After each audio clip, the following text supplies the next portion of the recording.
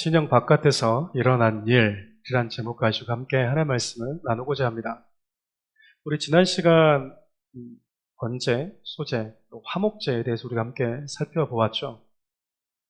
예수님께서 저와 여러분들의 화목제물이 되어주셨다라는 사실이 화목제물이 가지고 있는 아주 중요한 메시지인데, 예수님께서 저와 여러분들과 하나님과의 관계에서 화목제물이 되어주심으로 인해서 저와 여러분들이 하나님의 가족이라는 가족 공동체라는 특권을 가지게 되었다라고 이야기를 했습니다. 가족 공동체라는 특권을 가지게 됨으로써 무슨 은혜를 우리가 경험하게 됐냐면, 하나님의 테이블에 앉아서, 우리 식으로 얘기하면 하나님의 밥상에 앉아서 함께 마주보고 식사할 수 있는 자들이 되었다. 그것이 화목제가 우리를 통해 우리에게 알려주고자 하는 메시지라는 것이죠. 고기를 나눠 먹거든요.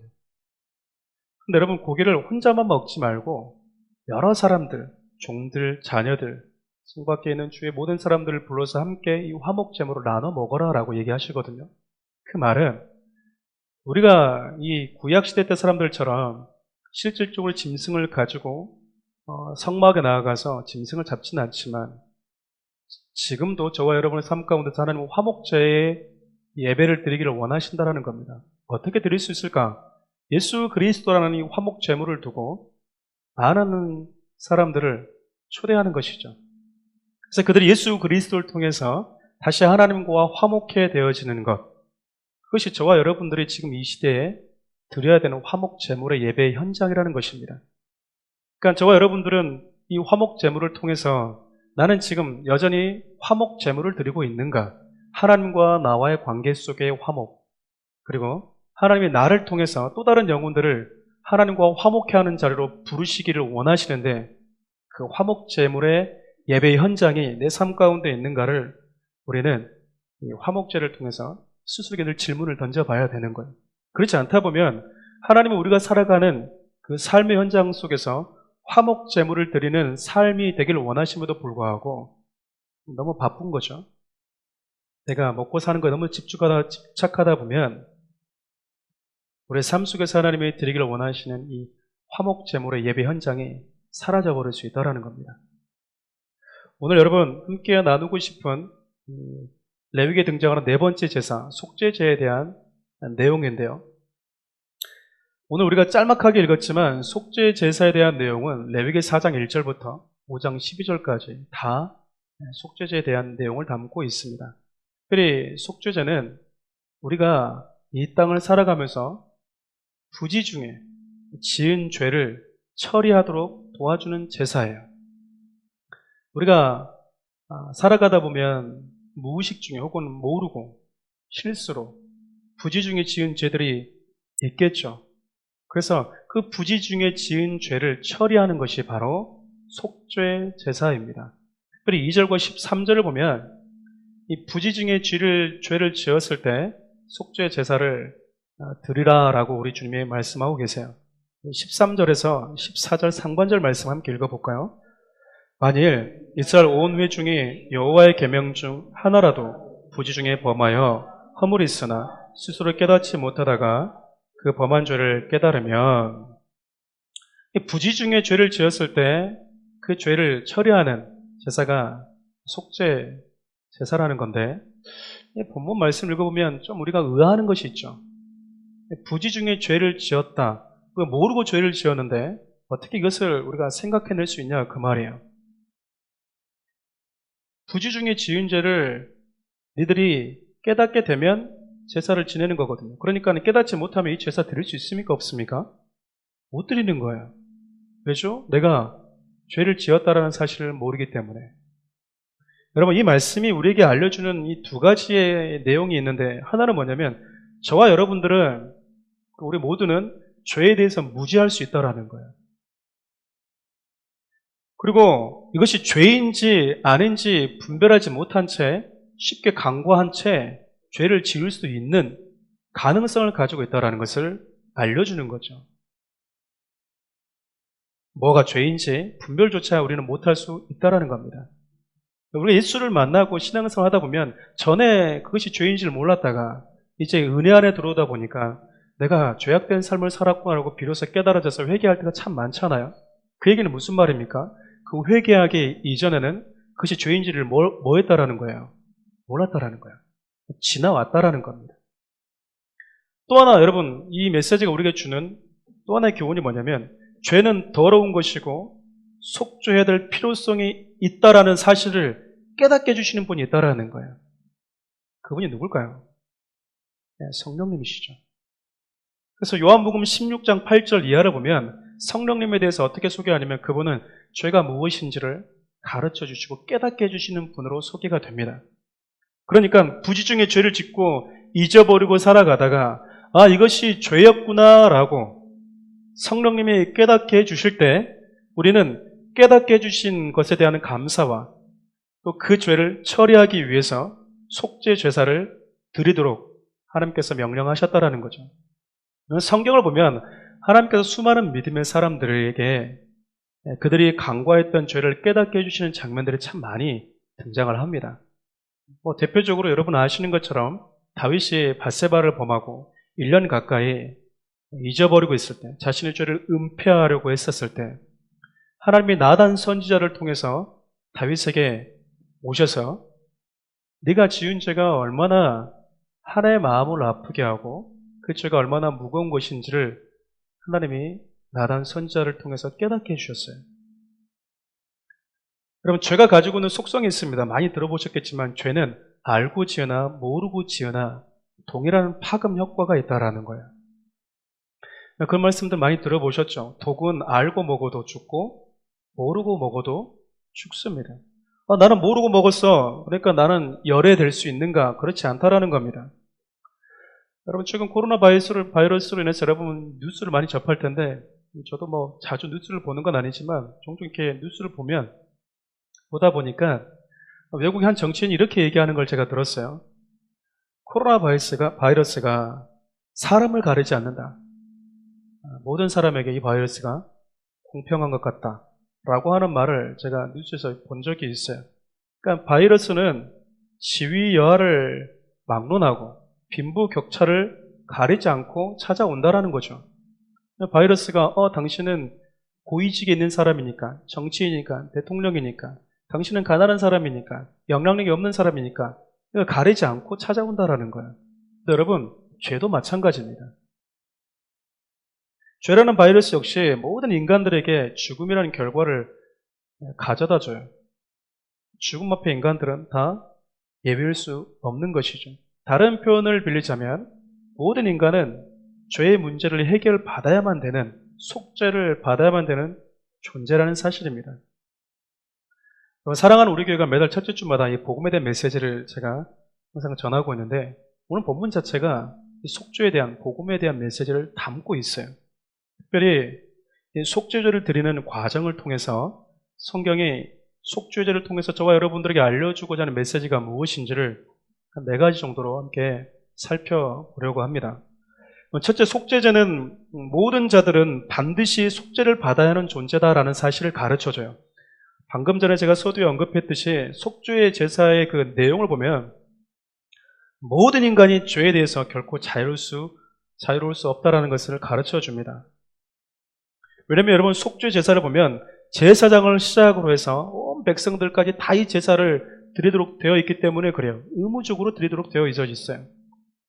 오늘 우리가 다 읽지는 않았지만요, 오늘 우리가 읽은 내용은요, 제사장의 속죄만 다루고 있어요. 그러니까 레위기 4장 1절부터 12절까지는 제사장이 부지 중에 죄를 지었을 때 속죄하는 내용이 담겨져 있고요, 13절부터 21절까지는 회중이 죄를 지었을 때 속죄하는, 그리고 22절부터 26절까지는 족장, 그러니까 지도자들이 죄를 지었을 때, 27절에서 35절은요 일반 평민, 백성들이 범죄했을 때의 속죄를 다루고 있습니다. 그리고 5장으로 넘어가면요, 5장 7절은 백성들 가운데 형편이 어려운 자들, 비둘기를 드리라고 얘기합니다. 여러분, 13절, 11절 보면, 5장 11절 보면 그 중에서도 더 형편이 어려운 자들, 그들은 밀가루를 드리라고 그래요. 여러분, 이것이 우리에게 주는 교훈은 아주 간단합니다.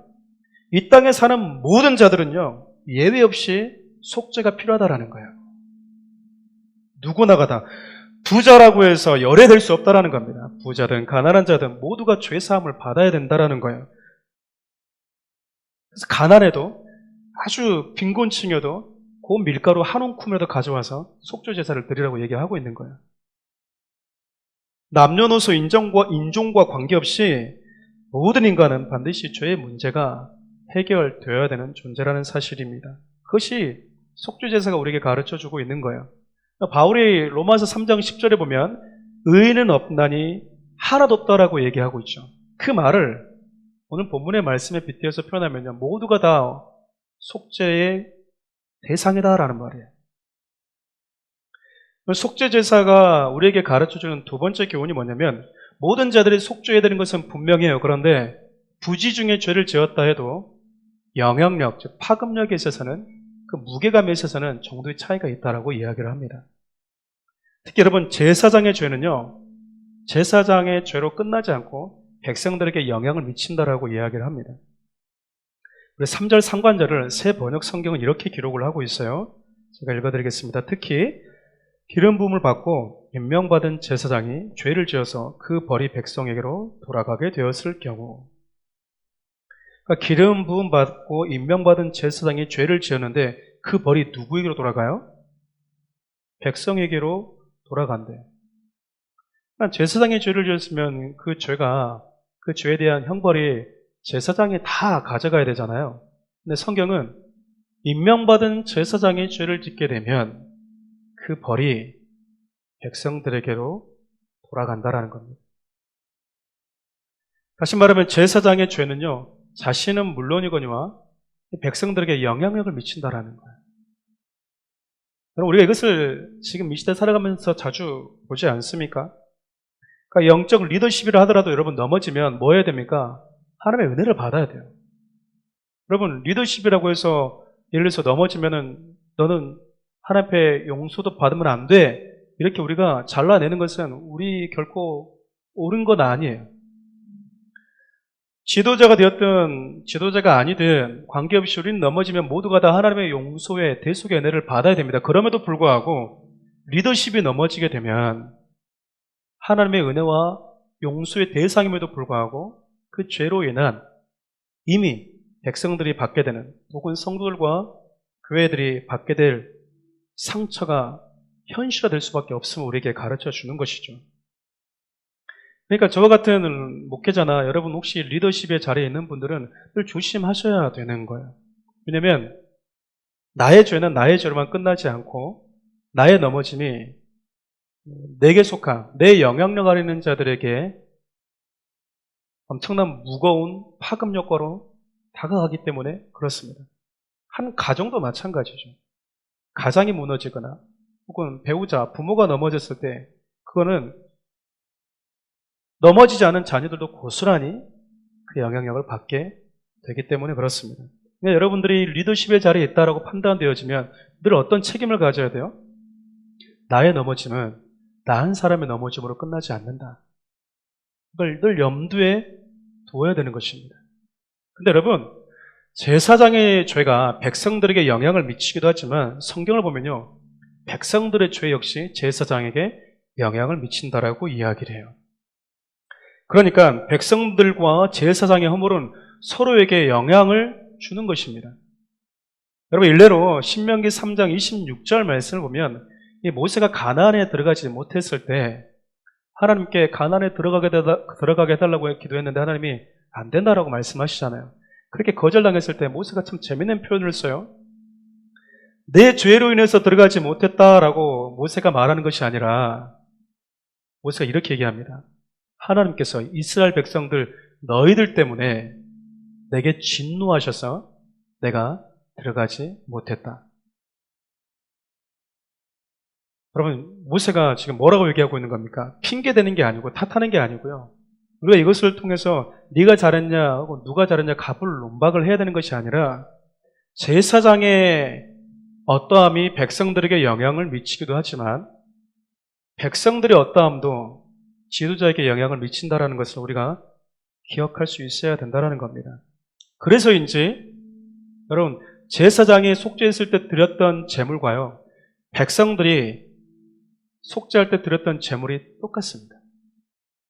회중이 범죄했을 때 드렸던 제물과 제사장이 범죄에서 속죄할 때 제물이 똑같아요. 하나님은 같은 무게를 두신다라는 거죠. 제가 이 말씀을 이렇게 보면서 이런 마음이 들었어요. 좋으나 싫으나 사랑하는 우리 교회 성도들이 저의 영적인 영향을 받을 수밖에 없다라는 것이죠. 여러분들이 어떤 교회에 속해 있다는 것은 좋으나 싫으나 그 교회에 있는 영적 리더십의 영적인 영향을 받을 수밖에 없다라는 겁니다. 동시에 목회자인 저 역시 여러분들의 영향을 받게 되는 것입니다. 그래서 이런 생각을 해봤어요. 저는 여러분들에게 선하고 아름다운 영향력이 되어주고 여러분 역시 목회자인 제가 하나님이 원하시는 목회를 할 수 있는 그런 목회자 될 수 있도록 좋은 영향력을 끼쳐주는 그런 성도가 되면 얼마나 좋을까. 서로가 범죄와 죄로 인해서 부정적인 영향을 미치는 그 영향을 주는 자가 아니라 서로에게 긍정적이고 선한 영향력을 주는 관계가 되었으면 좋겠다는 마음이 들었습니다. 여러분, 속죄제사가 우리에게 알려주는 세 번째 메시지가 있어요. 그것은요, 죄는 하나님과 우리와의 관계를 심각하게 훼손한다라는 겁니다. 특별히 속죄 제사를 드릴 때 이 속죄 제물의 피를 처리하는 방식을 보면요, 죄가 하나님과 우리와의 관계를 얼마나 훼손시키는지를 알 수 있어요. 이런 번제나 다른 제사를 드릴 때 짐승의 피는 그냥 번제단 아래다가 다 쏟게 되어져 있습니다. 근데 속죄제는요, 그냥 바로 번제단에다가 제단 아래에다가 다 피를 다 쏟아버리는 것이 아니라 피를 가지고 성소로 들어갑니다. 휘장에 있는 곳까지 들어간다는 이야기예요. 그래서 제사장이 그 짐승의 피를 손에다 찍어서 휘장 앞에다가 뿌려요. 여호와 앞이라고 말하죠. 왜냐하면 성소가 있고 지성소가 있는데 성소와 지성소를 막고 있는 게 휘장이거든요. 그러니까 휘장을 향해서 피를 찍었다 그 말은 지성소를 바라보면서 찍었다 그 말이거든요. 피를 뿌렸다는 이야기예요. 그래서 여호와 앞 휘장 앞에다가 피를 뿌렸다라고 이야기하는 겁니다. 그러니까 속죄제는 제사장이 짐승을 잡고 있는 그 번제단에다가 바로 피를 다 쏟아버리고 짐승을 태워버리면서 끝나는 제사가 아니라 짐승의 피를 들고 휘장으로 들어가는 거예요. 휘장으로. 그리고 휘장만 열면 하나님의 영광이 임재가 가득한 지성소, 법궤가 있는 지성소가 있는 그곳을 향해서 피를 뿌립니다. 피를 뿌렸다는 말은 뭐 하기 위해서 뿌린 거죠? 정결케 하기 위해서. 그 말은 어떻게 됐다는 이야기입니까? 하나님께 나아가는 길이 더럽혀졌다라는 거예요. 훼손되었다라는 것을 의미합니다. 그러니까 거기다 뭘 뿌리는 거죠? 피를 뿌리는 거예요. 훼손되지 않았다면, 아무런 문제가 없다면 그곳에 피를 뿌릴 이유가 하나도 없겠죠. 그런데 하나님께 나아가는, 하나님과 우리와의 관계를 가로막고 있는 휘장을 향해서 피를 뿌렸다는 얘기는 죄로 인해서 우리와 하나님과의 관계가 심하게 훼손되었다라는 것을 의미합니다. 히브리서 10장 19절 말씀 함께 읽어볼까요? 그러므로 형제들아 우리가 예수의 피를 힘입어 성소에 들어갈 담력을 얻었나니, 이 10절 말씀을 제가 기록하진 않았지만 거기서는 휘장을 예수 그리스도 육체로 표현합니다. 그러니까 예수의 피를 가지고 어디로 들어갔다는 이야기예요. 우리가 성소로 들어갔다는 이야기는 하나님이 계시는 그곳에 들어가기 위해서는 하나님과의 관계가 훼손된 것을 다시 회복하는 길은 예수의 피를 들고 들어가는 길밖에 없다라는 겁니다. 그래서 휘장을 향해서 피를 뿌렸을 때 그것을 여호와 앞을 향해서 피를 뿌렸다 그 말은 이제 속죄죄의 그 피가 우리로 하여금 하나님 앞에 나아가는 길을 만들어 주었다. 하나님과 우리와의 훼손된 관계를 그 피가 회복시켜 주었다. 라는 것을 우리에게 가르쳐 준다라는 것이죠. 요한일서 1장 7절은 예수의 피가 우리를 깨끗게 한다라고 이야기하고 있고요. 베드로전서 1장 7절도 성도들을 뭐라고 표현하냐면 예수의 피 뿌림을 받은 자들 이렇게 이야기합니다. 그 말은 우리가 예수의 피로 깨끗하게 되었고 우리 성도들을 예수의 피 뿌림 받은 자들로 소개하는 것은 우리가 예수의 피를 들고 담고 하나님께 언제든지 나아갈 수 있는 자들이 되었다라는 것을 우리에게 주고 있는 겁니다. 그러니까 여러분, 정리하면 속죄제는 죄로 인해서 하나님과의 관계가 깨져버린 후 그분께 나아갈 수 없는 우리가 예수의 피를 가지고 당당히 그분께 나아갈 수 있게 되었다는 사실을 가르쳐주는 제사라는 거예요. 그러니까 여러분, 번제나 소제나 화목제, 속죄제, 다음 주 우리 속번제를 살펴볼 텐데 그 모든 제사가 하나님께 나아가는 길을 가르쳐주는, 하나님과의 관계를 회복해 해주는 그 의미가 담겨져 있는데, 각자의 그 제사는 예수 그리스도의 죽으심이 우리에게 주는 메시지를 좀 다양한 각도에서 보여주고 있는 겁니다. 아, 예수님의 죽으심이 이런 의미가 있구나, 이런 의미가 담겨져 있구나, 아, 또 이런 의미도 담겨져 있구나, 화목의 의미도 담겨져 있지만 그 피가 나로 하여금 하나님의 보좌로 당당하게 나아갈 수 있도록 나를 하나님의 사람으로 세워주는 역할도 하는구나 라는 사실을 가르쳐 준다는 겁니다. 마지막으로 속죄제사가 우리에게 알려주는 메시지는요, 이 모든 일이 영문 밖에서, 그러니까 진영 바깥에서 동시적으로 일어났다는 겁니다. 오늘 이 부분을 조금 여러분과 함께 집중해서 살펴보고 싶어요. 우리 11절과 12절 말씀 함께 읽어볼까요?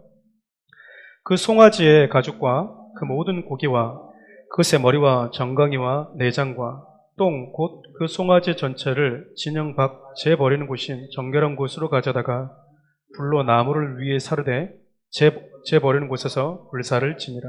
아멘. 여러분, 그 번제나 화목제는 성소로 들어가면 뜰이 있고 성소, 지성소가 있는데 이 뜰 마당에 있는 번제단에서 드려졌습니다. 그런데 여러분, 속죄제는 번제단에서만 드리는 게 아니었어요. 그러니까 여러분, 오늘 말씀을 읽어보면요, 내장, 거풀에 덮고 있는 기름, 이런 것들은 그 제단에 있는 불에 태우게끔 되어져 있습니다. 그리고 거기다가 피를 쏟아 부어요. 나머지 피는 가장 좋은 거를 제단에다가 뿌립니다.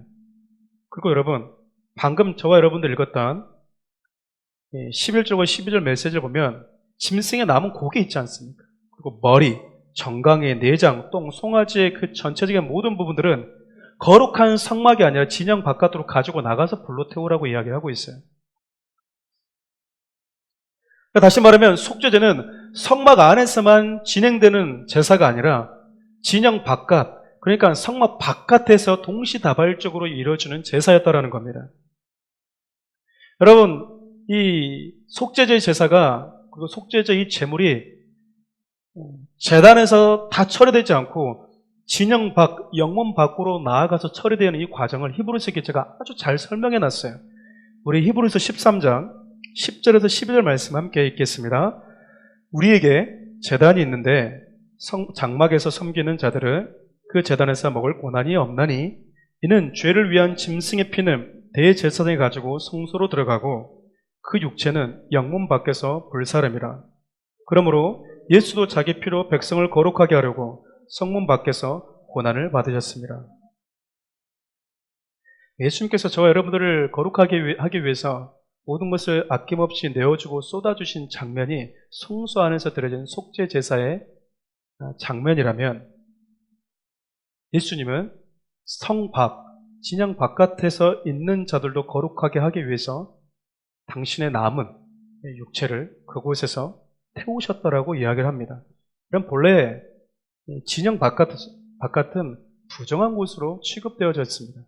그러니까 성막은 거룩한 곳이지만 성막과 이 반대되는 개념이 바로 진영 바깥이었어요. 부정한 장소로 이해되어져 왔죠. 그런데 그분의 거룩한 피는 성소에다가 쏟고 그분의 거룩한 육체는 진영 바깥에서 불태워버림으로 인해서 거룩한 성소뿐만 아니라 부정하다고 취급받는 진영까지도 예수 그리스도가 어떻게 만들어버리신 겁니까? 거룩하게 만들어버린 거예요. 성소만 거룩하게 구별된 게 아니라 성소 바깥도 하나님이 거룩하게 만들어버렸다는 이야기예요. 거룩한 분이 부정한 진영 바깥에서 죽으심으로 인해서 진영 바깥이, 그리고 진영 바깥에 있던 저와 여러분들까지 거룩하게 되어버렸다는 겁니다. 여러분, 우리가 모두가 알다시피 예수님께서는 십자가라는 그 제단 위에서 당신의 물과 피를 다 쏟아주셨어요. 그런데 여러분, 그곳에서 당신의 물과 피를 다 쏟으시기 전에 그분은 이미 영문 밖에서 당신의 육체는 이미 갈기갈기 찢어진 상태로 취급당해 버렸습니다. 예수님께서 십자가에 못 박히시기 전에 수많은 고난과 치욕을 받으신 이유가 무엇인가? 그러면 그 진영 바깥에 있는 저와 여러분들을 거룩하게 하기 위해서. 이것이 진영 바깥에서 벌어진 일이었다라는 거예요. 성소에서는 당연히 거룩한 짐승을 잡아서 피를 뿌리고 피를 담고 피를 쏟으면서 우리를 거룩히 하고 우리의 죄를 속죄하기 위한 과정이구나라고 생각했겠지만 왜 이 짐승을 들고 남은 짐승을 들고 왜 진영 바깥으로 나가냐 그거예요. 그것도 짐승의 남은 머리 갈기갈기 찢어진 온전한 모습이 아닌 우리식으로 얘기하면 정말 난장판이 된 그 짐승의 사체를 가지고 진영 바깥으로 나가서 거기서 불태웠던 이유가 무엇이냐 그 말이에요. 그 진영 바깥에 있는 자들을 거룩하게 하기 위해서였다는 겁니다. 여러분, 예수님이 그렇게 진영 바깥에 있는 저와 여러분들을 구원하기 위해서 짐승의 머리, 정강이, 내장, 똥, 갈기갈기 이렇게 토막난 채 그렇게 치욕적인 모습으로 진영 바깥에 나오셨다라고 이야기돼요. 우리 히브리서 13장 13절 말씀 함께 읽어볼까요? 그런즉 우리도 그의 치욕을 짊어지고 영문 밖으로 그에게 나아가자. 여러분, 예수님은 회생 불가능할 정도로 훼손되어 버린 하나님과 우리와의 관계를 회복시켜주기 위해서 진영 밖으로 나가셨죠. 근데 그 대가가 가볍지 않았어요. 진영 바깥에서요, 우리 주님은 치욕과 수치를 감당해야 됐기 때문에 그렇습니다. 멀리 있던 하나님의 성소와는 저 멀리 떨어져 있던 거룩과는 상관없는 저와 여러분들이 그곳에 있었기 때문이죠. 그런데 여러분, 오늘 본문 13절 말씀의 마지막 절을 보면요, 이렇게 얘기를 해요. 영문 밖으로 나가자라고 얘기하면서 그에게 나아가자. 우리 주님이 지금 어디 있다라는 이야기입니까? 지금도 영문 밖에 있다라는 거예요. 왜일까요? 왜 그분이 지금도 영문 밖에 있냐 그 말이에요. 저와 여러분들은 그분의 속죄의 은혜로 진영 바깥에서 하나님의 보좌로 옮겨졌지만 아직 그곳에 우리 주님이 거룩하게 해야 할 죽어가는 영혼들이 있었기 때문이 그렇습니다.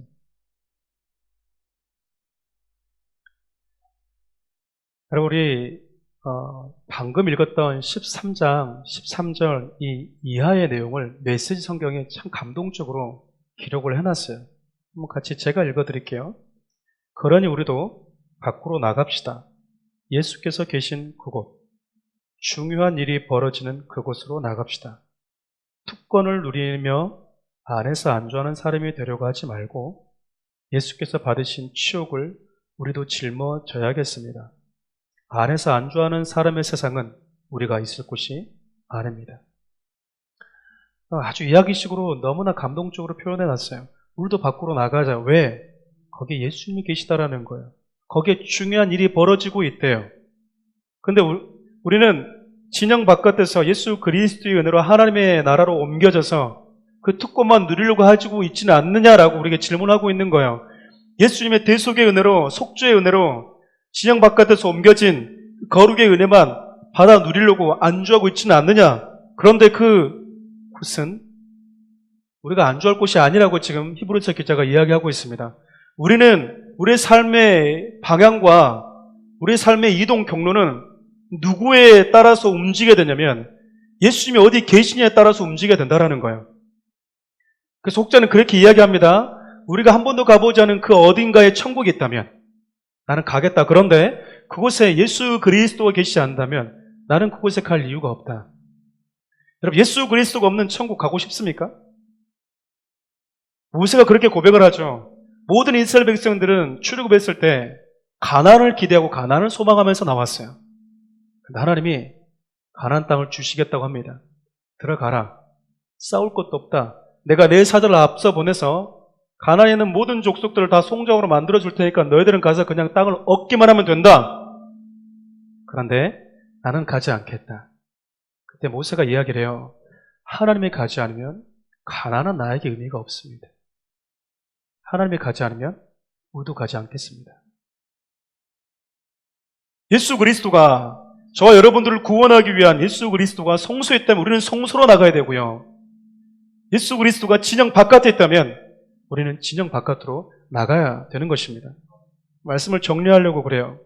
이번 속죄의 제사를 보면서 우리가 깨달았으면 하는 마음, 메시지 크게 두 가지로 정리해봤습니다. 하나는 하나님의 속죄의 이 제사라는 제도를 우리에게 주셨다라는 거예요. 그 말은 속죄의 제사가 부지 중에 지은 죄를 처리하기 위한 목적으로 주신 제사라면 하나님은 이 제사 제도를 우리에게 주셨을 때 뭘 알고 있었다라는 겁니까?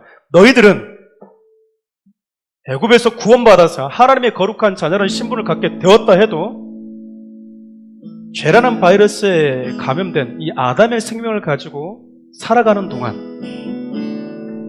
이 육체를 안고 살아가는 동안 너희들은 부지 중에 죄를 짓고 넘어질 수밖에 없는 그 가능성을 가지고 있는 존재라는 사실을 우리 지금 알고 있었다라는 거예요. 넘어질 수 있는 존재라는 사실을 알고 있었기에 이 속죄 제사 제도를 우리에게 허락하셨다라는 겁니다. 여러분, 하나님의 이 국률함, 우리를 구원하셨을 때도 그분이 값을 지불하셨지만 매일같이 이 육체를 안고 살아가는 동안 우리가 순간순간 넘어질 가능성이 있다는 그 사실을 알고 날마다 기꺼이 우리의 속죄 제물이 되어주시겠다고 하는 그 하나님의 사랑을 대한 우리의 자세는 어때야 되냐 그 말이에요. 아셨으니까 나는 오늘 범죄하고 오늘 회개해서 내일 넘어질지라도 우리 주님이 속죄 제물 하나 가져오면 용서해 주신다고 하셨으니까 그 마음을 가지고 우리가 속죄 제단으로 나아가야 되는가? 아니요. 성경이 우리에게 가르쳐주는 게 아닙니다. 맞습니다. 예수님은요, 오늘 범죄하고 내일 범죄할지라도 우리가 하나님 앞에 와서 엎드리면 기꺼이 우리 죄를 용서해 주시는 분이에요. 여러분들의 자녀에 대해서 그 용서의 마음을 가지고 있듯이. 그러나 그 사랑과 그 용서와 긍휼의 마음과 그 사랑을 받은 자는요, 그걸 당연하게 여기면 안 돼요. 하나님은 우리에게서 당연하게 그 사랑으로 아무런 조건 없이 쏟아주고 또 쏟아주실지 모르겠지만 그 사랑을 받은 저와 여러분들은요, 당연하게 여기면 안 됩니다. 오늘 회개하고 내일 혹 넘어질지라도 치열하게 죄와 싸워보고 그 죄를 거절하고자 하는 그런 몸부림 우리 가운데 있어야 된다는 거예요. 적어도 오늘 본문을 통해서 속죄의 죄가, 이 속죄의 은혜가 어떻게 해서 주어졌는지를 알게 되었다면 그분이 단순히 성소 안에서 죽은 것이 아니라 자신의 토막난 사체를 가지고 진영 바깥으로 나가셨다면, 몰골이 말이 아닌 채 갈기갈기 찢어진 그 육체를 가지고 진영 바깥에서 무슨 일이 벌어졌는지 여러분들이 오늘 말씀을 향해서 보았다면 우리는요, 몸부림쳐야 돼요. 저는 확신합니다. 여러분 한 달 뒤에 죄 지을 겁니다. 1년 뒤에 지나면 얼마나 많은 죄를 짓고 있을지 몰라요. 저는 분명히 알아요. 저 역시도 마찬가지고. 그럼에도 불구하고 한번 몸부림쳐보자 그 말입니다. 동시에 우리 주님이 아직 거기에 있답니다. 우리 주님이 아직 거기에 계시대요.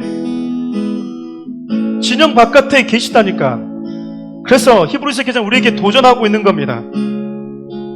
편안한 자리, 거기에 안주하는 것은 진영 바깥에서 예수 그리스도가 어떤 몰골을 가지고 너희들 찾아왔는지 본 사람에게 있어서 바람직한 태도가 아니다.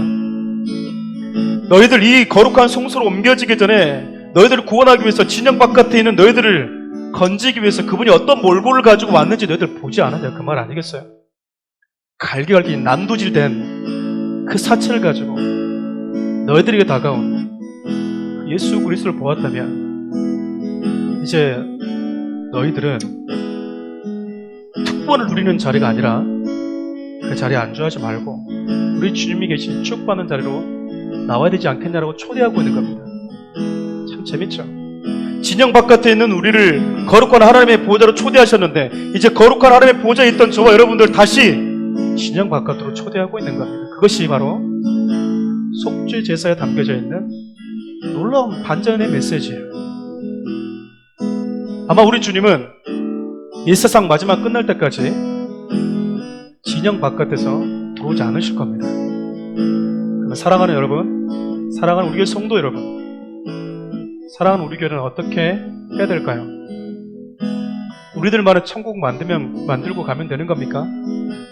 한 주 한 번씩 와서 은혜 받은 거 서로 나누면서 우리끼리 좋다고 웃고 지나면 그것이 과연 특권을 누린 자가 아니고 무엇이겠습니까?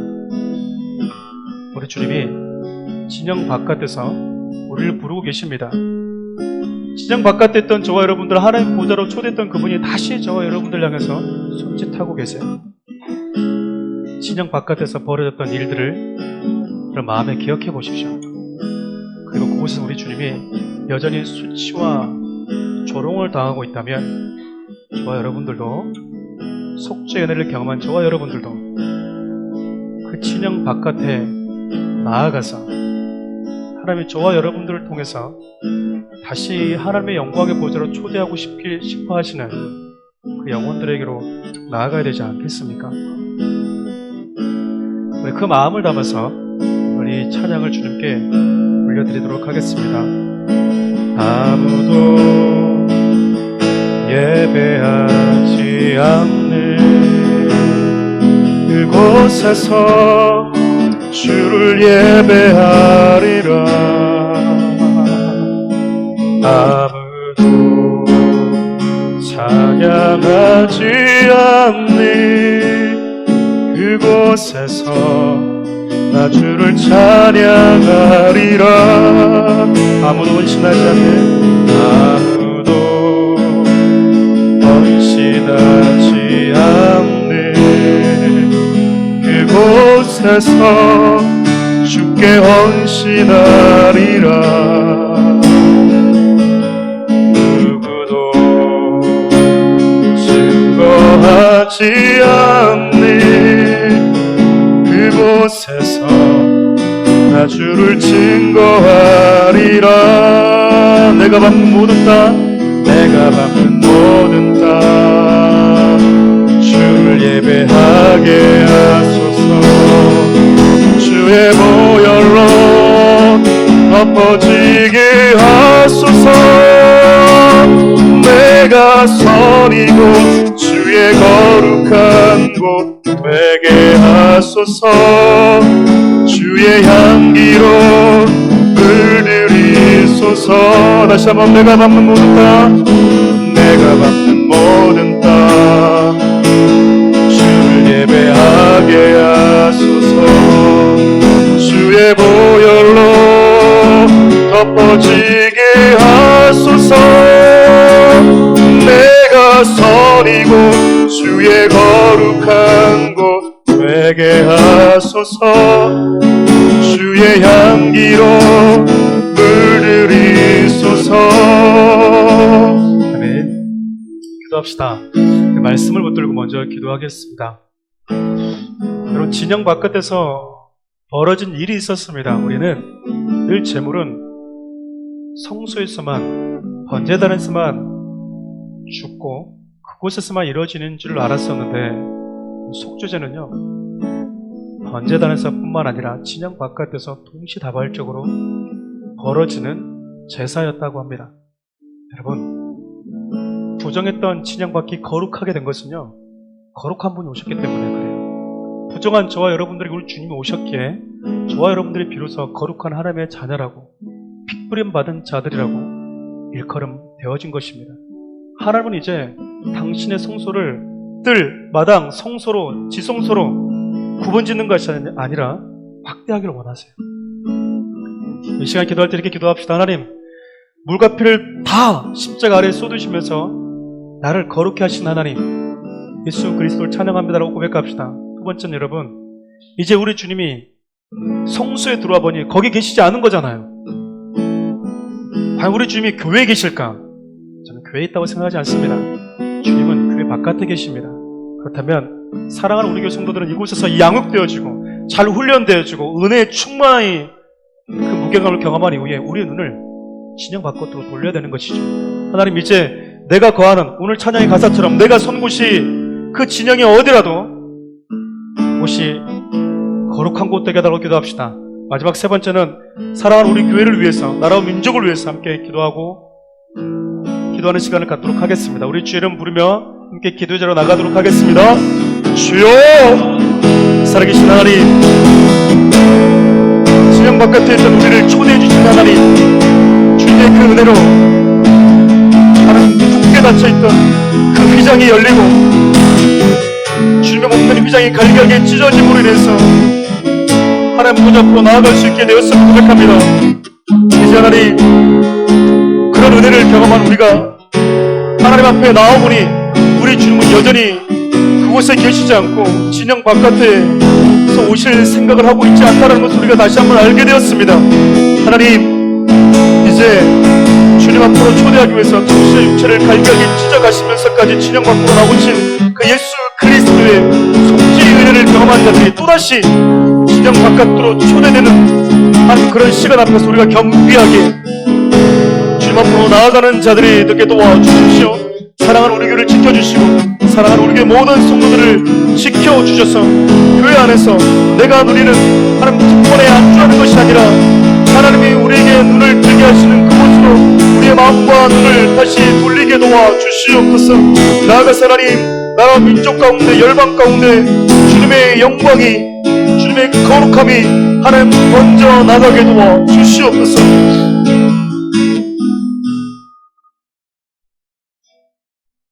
하나님, 내일부터는 고난주가 시작이 됩니다.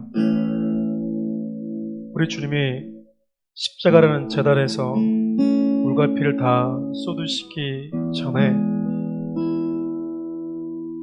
휘장과 같은 당신의 육체를 갈기갈기 영문 바깥에서 찢으셨기에 휘장이 보이지 않은 채 영광의 보좌로 나아갈 수 있게 된 것, 그 은혜를 경험한 자들이 우리들 아니겠습니까? 저 멀리 있던 우리를 하나님의 보좌 가까이로 초대해 주신 하나님, 이제 예수님께서 하나님 보좌로 초대하셨던 그분이 다시 우리를 진영 바깥으로 초대하고 계십니다. 당신의 갈기갈기 찢겨지는 몸을 가지고 우리를 찾아오셨던 그 현장 그곳으로 우리가 나아가는 자들, 그래서 이제 화목 제물의 예배 현장뿐만 아니라 속죄제의 예배 현장까지 우리가 우리의 삶 가운데서 누리고 경험할 수 있도록 도와주시옵소서. 우리의 속죄 제물이 되어주신 예수 그리스도의 은혜와 아직 예수 그리스도가 계신 그곳에 다시 우리를 초대하고 계시는 하나님의 아름다운 부르심과 그 현장에서 우리가 어떤 은혜를 받았고 또한 그 현장에서 어떠한 싸움을 싸워야 하며 진영 바깥에 있던 우리가 죄가 무엇인지도 알지 못했던 우리가 무엇이 죄인지 깨닫고 무엇이 은혜인지 깨닫게 해주셨던 성령 하나님의 다함없는 은혜가 우리의 삶의 현장을 속죄 예배의 현장으로 하나님 지경을 넓히길 원하는 귀한 성도들 머리 위에, 사랑하는 우리 교회와 나라 민족 위에 삼위 하나님의 크신 은혜가 함께하기를 간절히 축원하옵나이다. 아멘.